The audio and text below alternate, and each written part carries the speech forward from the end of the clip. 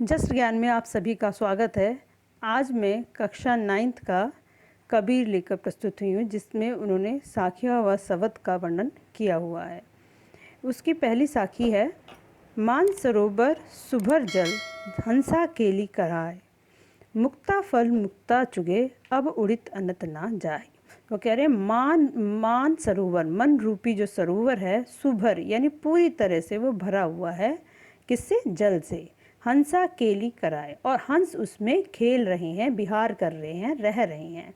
और यहाँ तात्पर्य ये भी है कि वो मनुष्य जिनका मन पूरी तरह से इस संसार की वासनाओं से अलग होकर ईश्वर के ध्यान में मग्न हो चुका है, उसे मनुष्य को उन्होंने हंस से कंपैरिजन करते हुए बताया है। मुक्ता फल मुक्ता चुगे, वो मुक्ति रूपी फल जो मोती हैं वो चुग रहे हैं, यानी हंस जो है मुक्ता फल चुग रहे हैं। यहाँ इसका मतलब ये भी है कि मनुष्य मुक्ति रूपी फल को मोती के रूप में उन्होंने अपना लिया है, चुग लिया है। अब उड़ित अनंत ना जाए, और वह उसमें इतने आनंदित हो चुके हैं कि वह उड़कर अनंत यानी अन्यत्र दूसरे स्थान पर नहीं जाना चाहती हैं। वही हंस किसी और स्थान पर नहीं जाना चाहते हैं, या फिर वो मनुष्य जो भगवान में आसक्त हो चुके हैं और वह वहीं पर उनका मन लग गया है, अब वह दुनिया से जुड़ना नहीं चाहते हैं, अब क्योंकि वह उसी में ही आनंद महसूस कर रहे हैं। अब इनसे संबंधित प्रश्न उत्तर इस प्रकार से हैं। मान सरोवर से क्या आशय है? मान सरोवर से आशय है एक पवित्र सरोवर जिसमें हंस विहार करते हैं। इसका दूसरा जो अर्थ है वो है मन रूपी सरोवर। नेक्स्ट दे रखा है, सुभर जल का अर्थ स्पष्ट करें। सुभर जल के दो अर्थ हैं, अच्छी तरह भरा हुआ जल या भरपूर जल या पवित्र जल। तो भरा हुआ जल या सु यानी अच्छा भरा हुआ जल, अच्छा भरा हुआ जल का यहाँ मतलब होता है पवित्र जल। नेक्स्ट क्वेश्चन दे रखा है, हंस किसका प्रतीक है?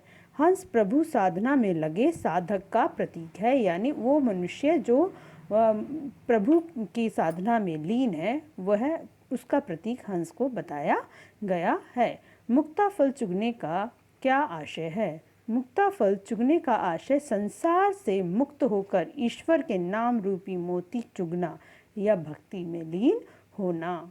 नेक्स्ट दे रखा है, इस दोहे में कौन कौन से अलंकार हैं? इस दोहों में एक तो मुक्ता फल और मुक्ता, इसमें मुक्ता का दोनों का अर्थ मुक्ति रूपी फल और मुक्ता यानी मोती, दो अर्थ देने के कारण ये दो शब्द एक साथ आए हैं पर अर्थ भिन्न भिन्न है, तो यहाँ यमक का अलंकार है। सुभर जल, सुभर में पूरी तरह से भरा हुआ या पवित्र जल, क्योंकि एक ही शब्द इसमें आया है और उसके दो अर्थ हैं, इसीलिए वहाँ पर श्लेष अलंकार है।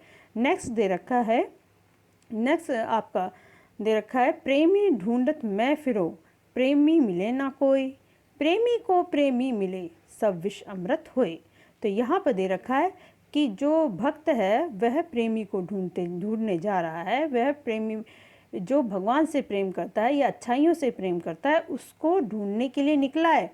प्रेमी मिले ना कोई, उसे कोई भी प्रेमी नहीं मिला है, उसे ऐसा कोई भी नहीं मिला है जिससे वह प्रेम कर सके या जो उसके मन का हो। प्रेमी को प्रेमी मिले सब विष अमृत होए। लेकिन जब एक प्रेमी को उसी रूप में दूसरा प्रेम करने वाला मिल जाए, यानी जो ईश्वर को चाहता हो और दूसरा भी ईश्वर को चाहता है, तो उनमें चाहे कितना भी गलत व्यवहार हो, कितना भी गलतियां हो, वह सब किसके समान हो जाती हैं? जैसे विष जो इंसान को समाप्त करता है, विष यहाँ पर बुराइयों का प्रतीक है, अमृत हो यानी अच्छाई का प्रतीक है। तो वो कह रहे हैं जब वो भगवान से प्रेम करने वाला दूसरे से मिलता है, वो भी भगवान से ईश्वर से प्रेम कर रहा हो, तो उसमें चाहे कितनी भी बुराइयां हो वह अमृत के समान यानी अच्छाइयों में बदल जाती है। अब यहाँ दे रखा है कि यहाँ मैं से क्या आशय है, क्योंकि यहाँ मैं दे रखा है, तो मैं सच्चा प्रभु प्रेमी के लिए कहा गया है।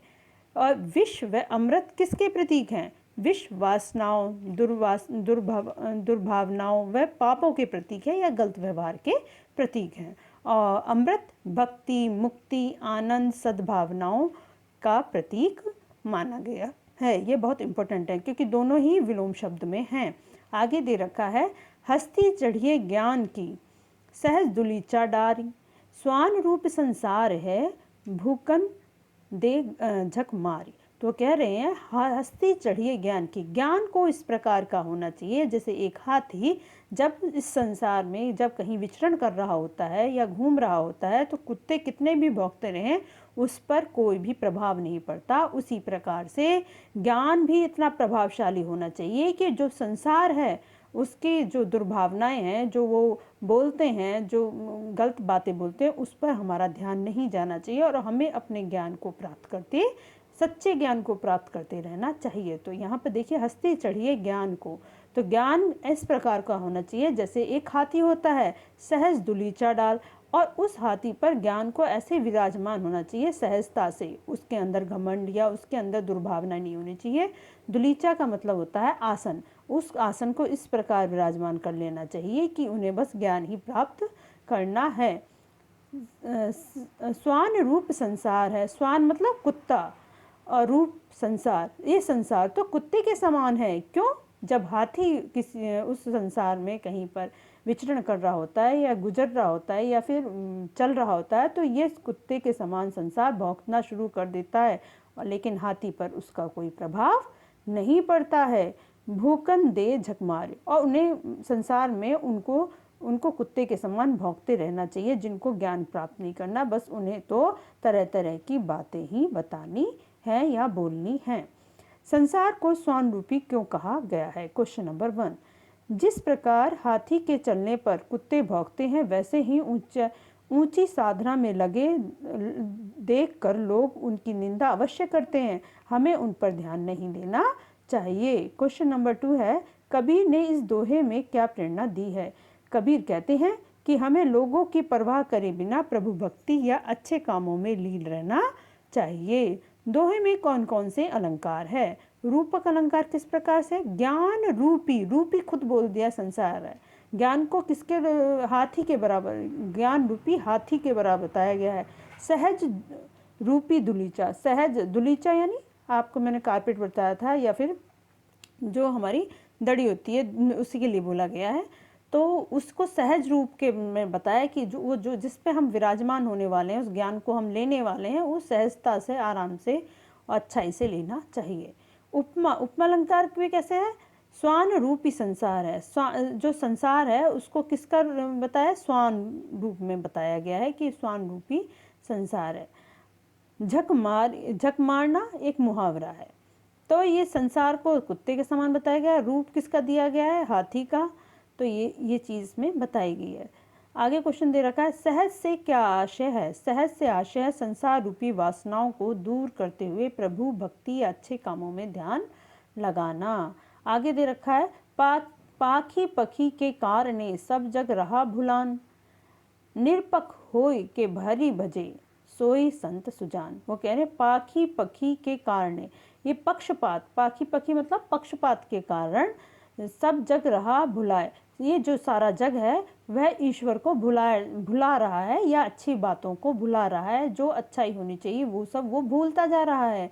निरपक हो के हरि भजे, उन्हें निरपक्ष यानी निरपक्ष होकर हरि का भजन करना चाहिए, भगवान को याद करना चाहिए। सो ही संत सुजान, वही एक अच्छा संत है। सुजान यानी अच्छे लोग हैं जो निरपक्ष होकर बिना किसी धर्म भेदभाव के या फिर किसी तर्क से, किसी पक्ष से, पक्षपात से, तेरे मेरे से अलग होकर जो भगवान को याद करता है वही अच्छा संत होता है।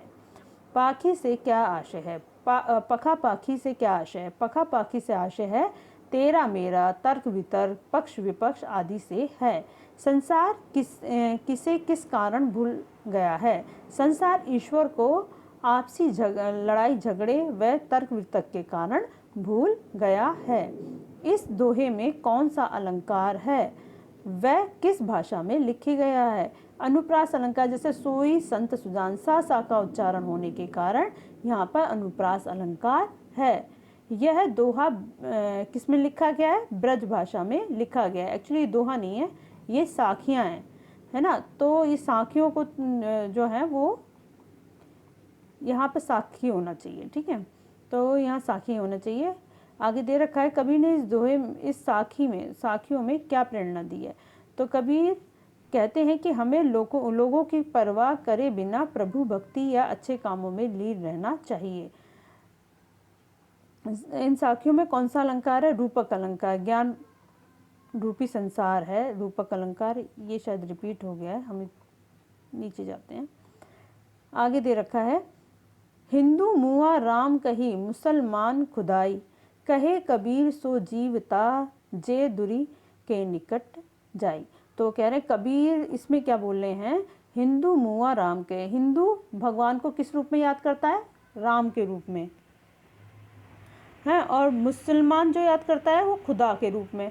कहे कबीर सो जीविता, कबीर दास जी कह रहे हैं वही जीविता है या वही जीवन रहता है या वही आगे बढ़ता है जो दो के निकट ना जाए, जो इन दोनों के निकट ना जाकर प्रभु भक्ति को एक ही समझता है, वही इस संसार में जीवित रहता है। कबीर के अनुसार जीवित कौन रहता है? जो सांप्रदायिक भेदभाव या कट्टरता से दूर रहता है, वही मनुष्य जीवित रहता है। कहे कबीर में अनुप्रास अलंकार है।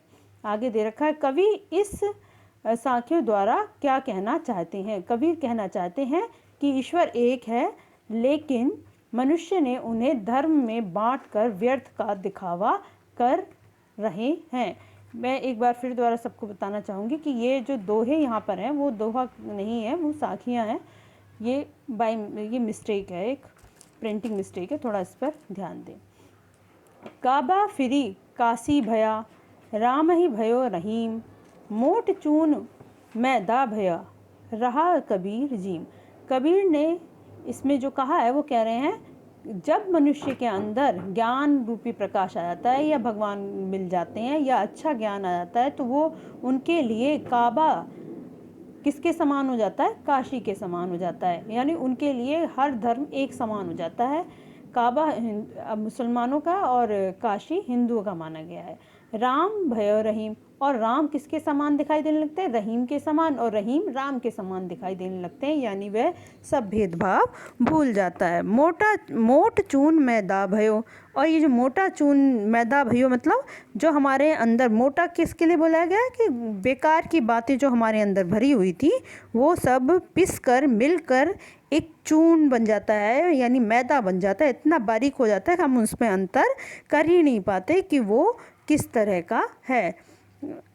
रहा कबीर जीम, और इसी तरह से वह संसार में ईश्वर को प्राप्त कर लेता है। कबीर ने, यहाँ पर जीम मतलब खाना होता है, लेकिन यहाँ जीम का मतलब वो सबको प्राप्त करके एक ही ईश्वर का रूप लेकर कार्य करता है। कबीर ने इसमें क्या प्रेरणा दी है? कबीर ने जाति भेदभाव को मिटाकर एक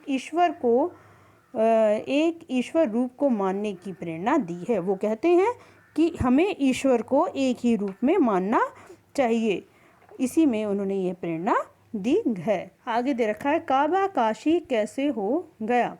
जब हिंदू मुस्लिम का भेदभाव समाप्त हो जाता है तो काबा काशी के समान लगने लगता है। ऊंचे कुल का जन्मिया, जे करनी ऊंची ना होए, सुबरन कलश सुरा भया, साधु निंदा सोए। तो कह रहे ऊंचे कुल का जन्मिया, तो कह रहे ऊंचे कुल में उसने जन्म ले लिया है, जे करनी ऊंची ना होए, लेकिन अगर उसकी करनी यानी उसका काम ऊंचा नहीं होगा, उसका काम करने का ढंग अच्छा नहीं होगा, तो क्या होगा? वो किस प्रकार का लगता है? सुबरन कलश, सुबरन यानी सोना और कलश यानी कलश। जैसे सोने का कलश होता है, सुरा भया, सुरा यानी शराब, भरा यानी भरा रहता है। जिस प्रकार से सोने के कलश में शराब भरी रहती है, साधु निंदा सोए, तो उसी प्रकार से लोग भी उसी की निंदा करते हैं। जैसे सोने के बर्तन में अगर शराब रखी हो तो वो सोना नहीं हो रहता, वो तो क्या निंदा लायक पात्र बन जाता है, बर्तन बन जाता है। उसी प्रकार से हमें भी, जब भले ही हम ऊंचे कुल में जन्मे हो, हमारी करनी को ऊंचा बताया गया है इसमें, ठीक है। आगे दे रखा है, कबीर के अनुसार किस प्रकार का मनुष्य श्रेष्ठ है? कबीर के अनुसार जो अच्छा कर्म करता है वही मनुष्य श्रेष्ठ है। ऊंचे कुल से क्या आशय है? ऊंचे कुल से आशय धनी या सभ्य परिवार से है। आगे दे रखा है आपका शब्द।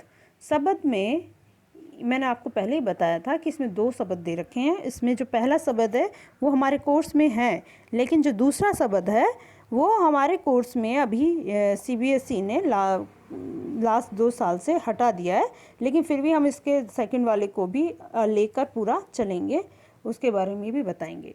आगे दे रखा है, ध्यान दो, शब्द में दे रखा है मों को कहाँ ढूंढे बंदे, मैं तो तेरे पास में।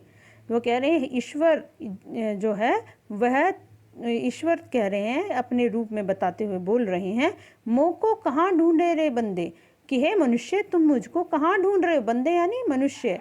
मैं तो तेरे पास में, मैं तो तेरे ही पास में हूँ। ना मैं देवल ना मैं मस्जिद, मैं ना तो देवल यानी मंदिर में, ना मैं मस्जिद में हूँ। तो मैं तो ना मंदिर में निवास करता हूँ और ना ही मस्जिद में, ना काबे कैलाश में, ना मैं काबे में निवास करता हूँ, ना ही मैं कैलाश पर्वत पर निवास करता हूँ। और ये दोनों ही इनके पवित्र स्थल हैं हिंदू मुस्लिम के। ठीक है, आगे दे रखा है, ना तो कौन क्रियाकर्म में, और जिस क्रियाकर्म को कोई कार्य करके आप मुझको प्राप्त करना चाहते हो, मैं उन कार्यकर्म में भी नहीं हूँ। न योगी बैराग में, और न योग बनकर बैरागी बन के हुए जो इधर उधर घूमते रहते हैं, जो साधु संत बन के और बेकार की आडंबर करते फिरते रहते हैं, मैं उसमें भी नहीं हूँ। खोजी होए तो तुरंत ही मिलियो, अगर तुम मुझे खोजना चाहते हो तो तुरंत ही यानी तुरंत मिलियो यानी मिलूंगा। अगर तुम मुझे खोजना चाहते हो तो मैं तुम्हें तुरंत मिल जाऊंगा। पल भर की तलाश में, पल यानी कुछ ही क्षण में, तलाश यानी तलाश में, कुछ ही क्षण की तलाश में मैं तुम मेरे को तलाशोगे तो मैं मिल जाऊंगा। तलाश यानी ढूंढना। कहे कबीर सुनो भाई साधो, कबीरदास जी कह रहे हैं कि अब बता रहे हैं, सुनो भाई साधो सब सांसों की सांस में, हे मनुष्य मैं तो हर मनुष्य की सांसों की सांस में विराजमान हूँ, यानी मैं हर कण कण में, प्रत्येक कण में विराजमान हूँ, तुम्हारे अंदर ही विराजमान हूँ। तो मुझे तुम कहीं और किसी स्थान को बनाकर ढूंढने का प्रयत्न मत करो, बस अपने कर्मों को अच्छा रखो तो मैं तुम्हारे साथ ही हूँ और तुम मुझे पहचान सकते हो। इस पद में मैं व तेरे शब्द का प्रयोग किसके लिए हुआ है? पद में मैं का प्रयोग निराकार ईश्वर के लिए तथा तेरे का प्रयोग मनुष्य के लिए हुआ है। ईश्वर कहाँ और किस प्रकार मिलता है? ईश्वर मन की खोज पर हमारे हृदय में व संसार में हर कण कण में मिलता है। आगे दे रखा है, संतो भाई आई ज्ञान की आंधी रे। इसमें बता रखा है कि हे संतो भाई यानी हे मनुष्य, ज्ञान की आंधी का आगमन हो चुका है या फिर ज्ञान रूपी आंधी आ गई है। भ्रम की टाटी सबे उड़ानी, माया रहे न बाधी। वो कह रहे हैं कि उसके आते ही भ्रम की टाटी रूपी टाटी जो ऊपर की तरफ है वो उड़ गई है, माया रूपी रस्सी उसे बांध कर ना रख सकी है। क्योंकि जब ज्ञान की आंधी आती है तो माया अपने आप ही हट जाती है। हिति चिति के द्वि थूनी गिरानी, और वो क्या कह रहे हैं, स्वार्थ हित यानी अपने हित में लेना, अपने स्वार्थ में लेना। हित चित स्वार्थ और धन का चिंतन करने वाले मन में दोनों जो स्तंभ थे वो क्या हो चुके हैं, गिर चुके हैं। मोही बलिंडा टूटा, और मोह रूपी जो बलिंडा था या बल्लियाँ थी वो भी टूट गई हैं। तृष्णा छानी परी घर ऊपर, और वो कह रहे हैं तृष्णा रूपी जो छप्पर था वो धरती पर आकर जो गिर चुका है। कुबुद्धि का भांडा फूटा, और कह रहे हैं जो कुबुद्धि मतलब कुबुद्धि जो हमारे जो बुद्धि में गलत तरह के विचार आते रहते थे, गलत कुरीतियाँ आती रहती थी, वो रूपी बर्तन भी टूट फूट चुका है, यानी वो भी अलग हो गया है। जोग जितनी काया का एक मिनट, कुबुद्धि भांडी फूटा, जोग जुति काया का निष्क्रिया, हरि की गति सब जाड़ी। तो वो कह रहे हैं अब संतों ने योग साधना की युक्ति से एक नए छप्पर का निर्माण करा है, और यह निर्माण ऐसा मजबूत हुआ है कि उससे क्या होता है कि पानी की एक भी बूंद नहीं उसमें टपकेगी। और इस प्रकार सब संतों ने हरि के रहस्य को जान लिया है।